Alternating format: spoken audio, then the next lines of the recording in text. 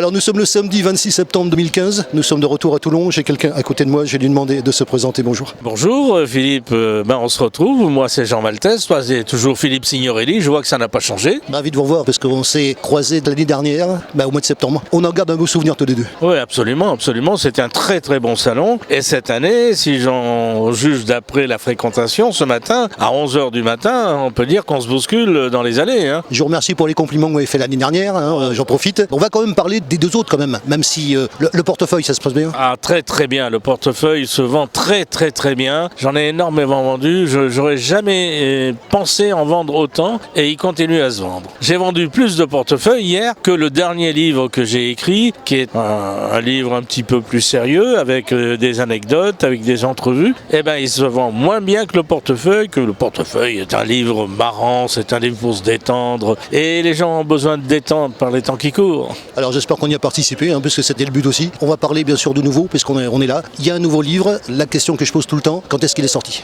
Il est sorti exactement fin juin, donc vous voyez, il y a à peine 2 mois.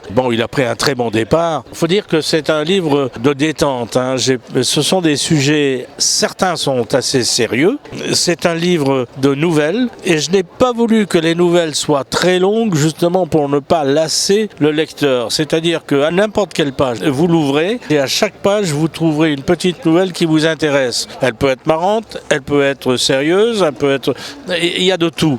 On y trouve le jour, on y trouve le soir, on y trouve la nuit, l'amour, la guerre, la vie. Et ça s'appelle « Chaque jour est une vie ». Alors justement, de quoi ça parle ? Chaque jour est une vie, c'est-à-dire que chaque jour, on se met en condition, à chaque jour, on joue son va-tout, on se lève le matin, on sait ce qui nous attend dans la journée, et parfois, au risque de notre vie, chaque jour, on prend des risques.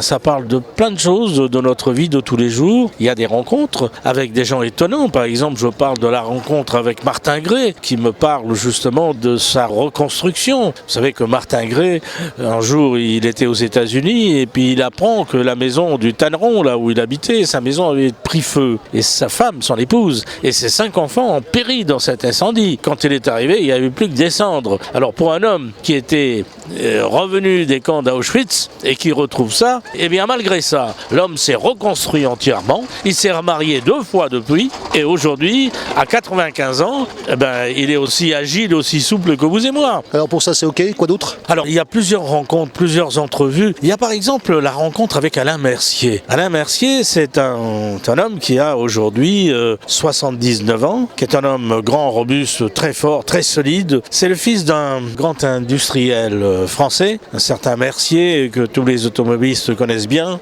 Et donc, Alain, c'est le fils héritier. Et c'est un personnage étonnant. Je vous donne un exemple, il habite dans le Var. Il a 27 voitures. Et pas des moindres. Jaguar, Mercedes, Porsche, enfin, il a toutes sortes de voitures. Bon, il faut dire qu'il a de gros moyens, puisque c'était le seul fils héritier d'un grand industriel. Mais tout ça avec humour. Il a des voitures qui n'ont que 3 roues, exprès, qui ont été fabriquées avec 3 roues étonnantes.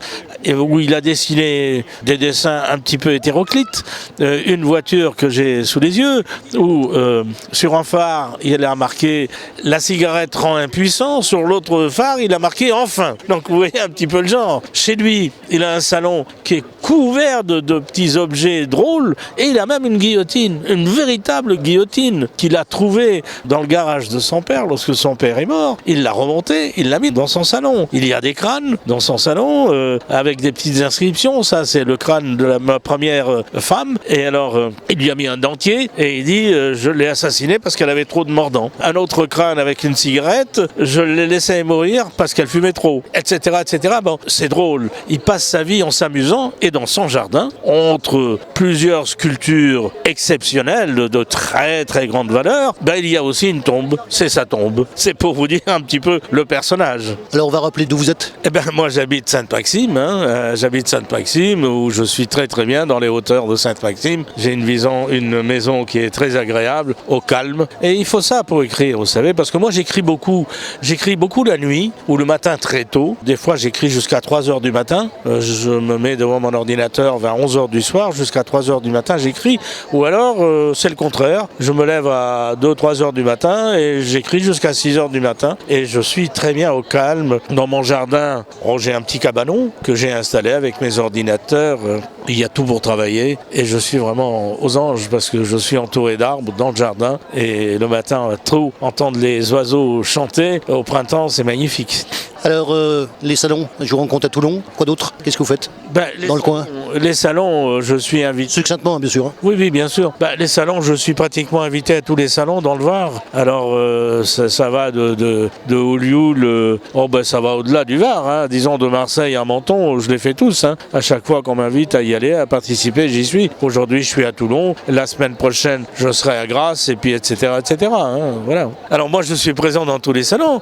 Mais Philippe, je dis toi parce que on se tutoie dans la vie, on continue. Toi, bien sûr. Toi, Philippe, tu es présent aussi dans tous les salons dans le Var. Disons qu'on essaye d'en faire pas mal déjà. Étant entendu, comme je l'ai dit, qu'on essaye de faire ça bien. Ça demande un petit peu de temps et ça demande un petit peu de temps pour faire quelque chose de carré au niveau résultat final et montage. N'oublions pas que le montage prend un petit peu de temps. Hein.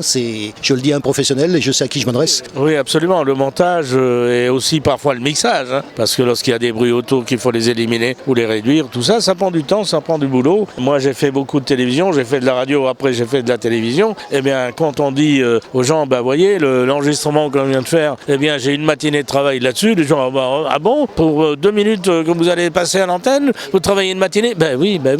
Un journaliste à la télévision, regardez, il fait un sujet par jour, il n'en fait pas 36, hein, parce qu'il peut pas. Parce que le temps est là. Et monter, mixer, ça prend du temps. Si on veut le faire bien. Absolument.